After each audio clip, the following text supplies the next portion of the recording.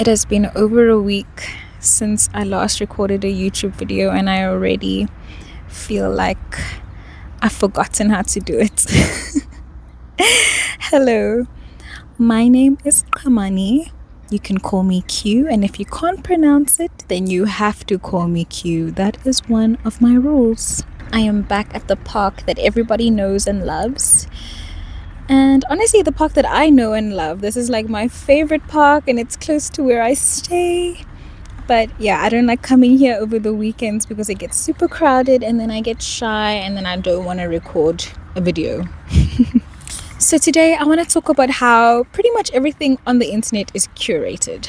I have not been enjoying being online and on social media recently. And it's not just recently, I've been feeling this way for a few years, but especially recently this feeling has been growing. Everything that we see online is not real. Well, not everything, but most things that we see online are not real. Pretty much everyone is trying to sell us something or advertise something. Everything seems to be staged or scripted. And I feel like it leads to a lack of authenticity. I think the possibility of gaining social media notoriety and fame leads people to record everything. And if I'm being honest, I get really anxious about going outside because I feel like I'm scared that someone is going to record me. We are deep within surveillance culture, so our every move is being watched. And I feel like it kind of puts pressure on us, or at least on me, to feel like every time I leave the house I need to be on my best behavior, best foot forward, so that no one has any reason to record me or ridicule me online, because I think that's pretty much where we're at right now. The other thing I dislike is that normal, ordinary people are posting like influencers. People that I know and have met in real life, people that I grew up with or went to school with, post like celebrities and influencers. I feel like it has increased the societal pressure to be aesthetically pleasing, but also there is a specific aesthetic that is rewarded, celebrated, praised, and appreciated online. I don't know, I guess it has led me to question what it does to our individuality and our creativity. What message are we sending to people who are genuinely creative when they aren't celebrated or appreciated because they don't have the right look? I can only imagine how hurtful or even soul-crushing it must be to have your art rejected and dismissed, not because it's not good, but because it's not marketable or aesthetically pleasing, or at least in accordance to what aesthetics and creativity our society values and appreciates today. So, you know that old saying that comparison is the thief of joy? Well, I need to be honest and say that I have personally been comparing myself not only to influencers and celebrities, but also to people that I actually know in my real everyday life because of the things that I see them post online. And if I'm being honest, this is the biggest reason why I haven't been enjoying social media as much. Comparing myself to people that I actually know, even though I know they're just posting their highlights and things like that, it's not a reflection of their real everyday life. It's not good for my mental health.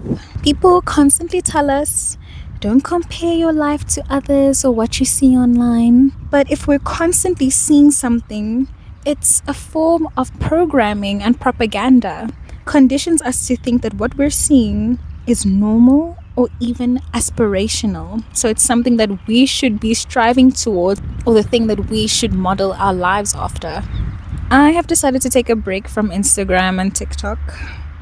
Even before I decided to take this break, I did have rules about how I use these platforms just to minimize my time on them, which, yes, has been super beneficial for my mental health. But now, in taking this break, I think that will be the best thing for my mental health.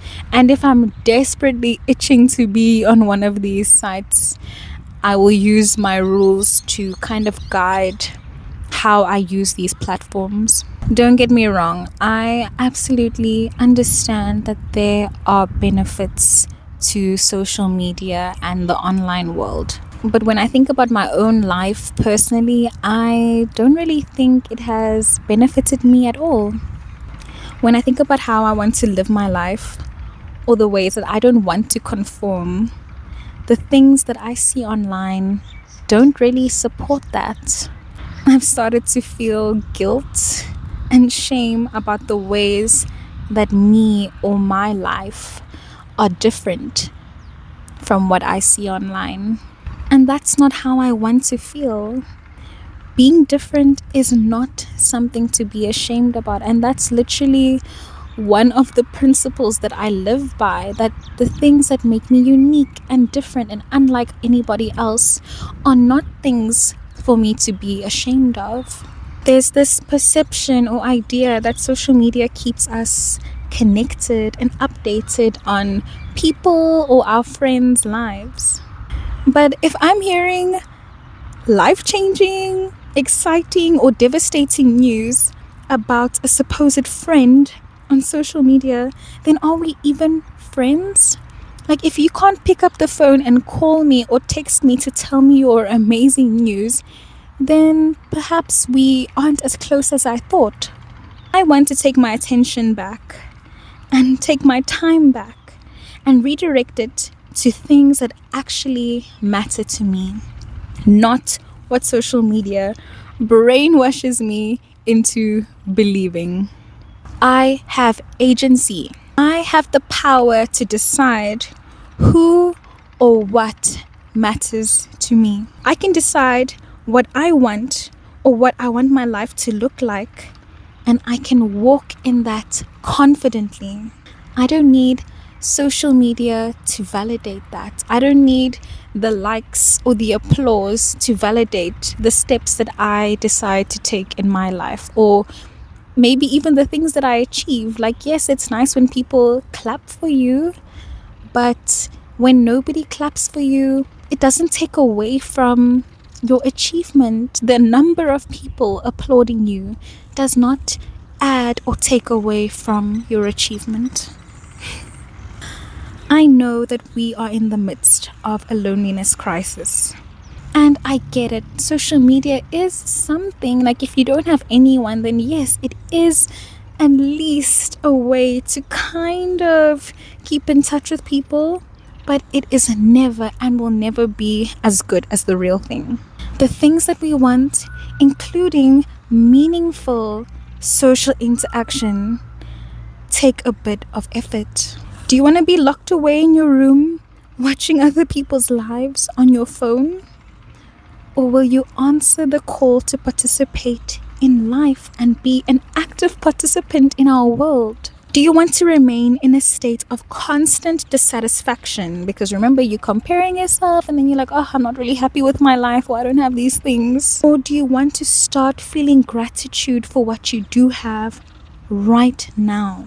I know that everything that I've said is easier said than done. I've tried to leave social media on numerous occasions. It's very addictive, okay? The people who create these platforms literally hire psychologists so that they can make their platforms as addictive as possible. That's how they make money. Our attention is currency. Also, selling us on a particular idea of what success, creativity, fulfillment, all of those things, selling us on a particular idea of what that looks like makes us easier to sell to. It encourages us to consume, because when we see this thing being subliminally advertised to us, then we think that that product, when we buy it, we will feel closer to whoever the world is selling us to be. And that is not at all the truth. I don't know. It's a tough one because, again, I do understand the value of social media. I use it. I have enjoyed it. But when I think about if it has mostly positively or negatively affected my life, I would say it has honestly been more on the negative side. I don't know. What do you guys think?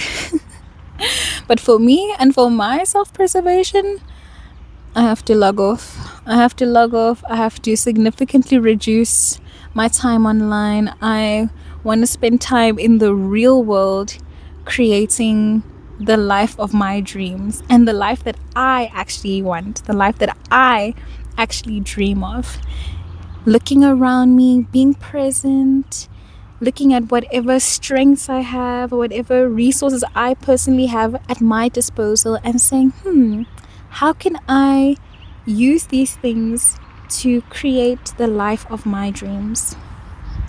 One that I am genuinely satisfied by, one that genuinely fulfills me, one that feels authentic to me. So yeah, anyway, that's all I've got for you guys today. Thank you so much for watching. If you made it to the end, I hope everyone is okay. Let me know about your opinions of social media, because I've just shared mine, and I'm definitely open to other perspectives. But as an avid social media user, although I must be honest and say I've reduced my time significantly over the years, I just don't think that it has been that beneficial to me. And I think that there are lots of people who can relate to that. And don't be scared of potentially losing the connections that you think you're keeping alive by still having the social media platform. Because at the end of the day, the people who genuinely care about you, they will check in on you. They will find a way to contact you. And if no one contacts you after leaving Instagram or TikTok or whatever other platform, then they probably weren't one of your friends. If you're still here, thank you so much for watching. I hope you are well. Take care of yourself, keep well, and stay weird. I'll see you in the next one, whenever that is. Bye.